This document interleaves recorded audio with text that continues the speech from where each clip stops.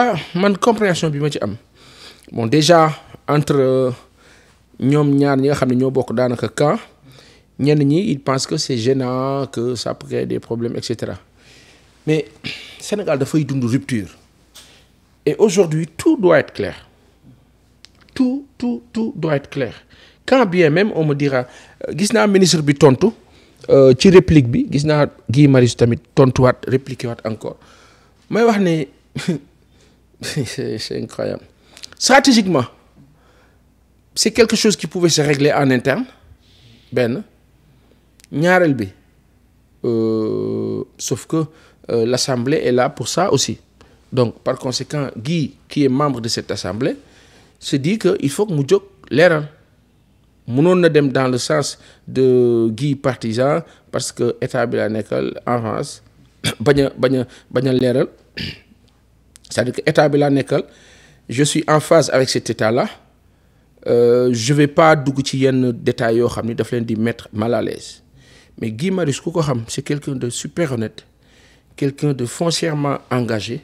il cherche pas à plaire ça et là c'est-à-dire que aujourd'hui Guy Marius bu Ousmane Sonko le premier ministre defee naka suru noonu attendez-vous à ce que demain il le lui dise frontalement Guy n'est pas à moins que mu changer et je ne pense pas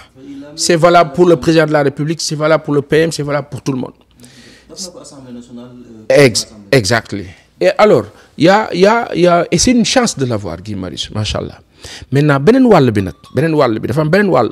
au-delà de loolu Guy a raison d'interpeller pour en savoir davantage même comme ni mu ko waxee ci réplique am bi même bu dee moins 100 francs la wala 100 francs il faut que ñu xam ci lan la jëm fan la jëm et à juste titre beneen wàll bi moo di ne ministre bi monsieur Guirassy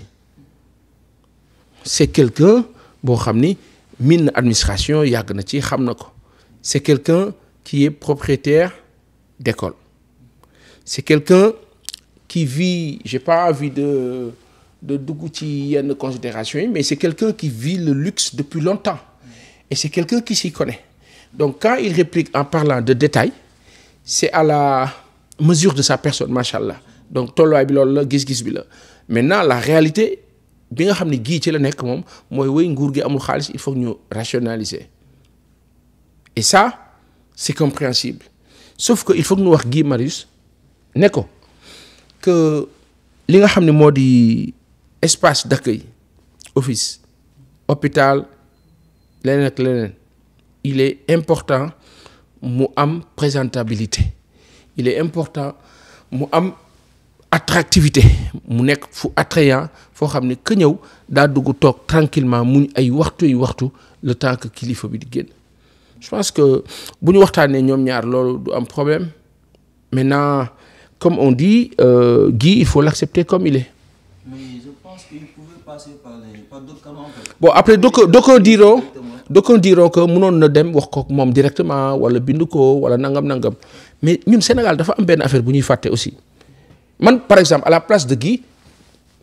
mën naa xalaat comme monsieur le ministre ne non détail la il faut xam nga salle d'attente nangam mobilier pour kii détail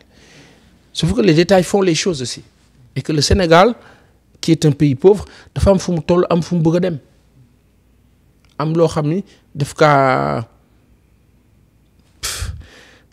kaa mettre en valeur quoi moi je pense que foofu la ñu war a xoolee affaire bi c'est quelque chose qui est arrivé mais loo xam ne daawul am ci yeneen magistère yeneen régime mais tey am na je dis c'est la démocratie sénégalaise qui avance macha allah. mais ce qui est bizarre mooy ministre bi si boppam bu muy tontu. niewul li Guy wax ci wàllum xaalis bi mais da koo justifier. d'expliquer que ni loolu protocole la donc c'est normal boo xoolee si réponse ministre bi c'est normal da ngay gis ni Guy lu mu wax ci somme bi moom niewu ko en fait. waaw niewu ko parce que loolu la et je pense que du ko nier le problème maintenant c'est que Guy c'est Guy hein Guy moom il est comme ça il faut l'accepter comme ça machallah mais je pense que coow la boo xam ne mënoon na ñàkk wax dëgg yàlla.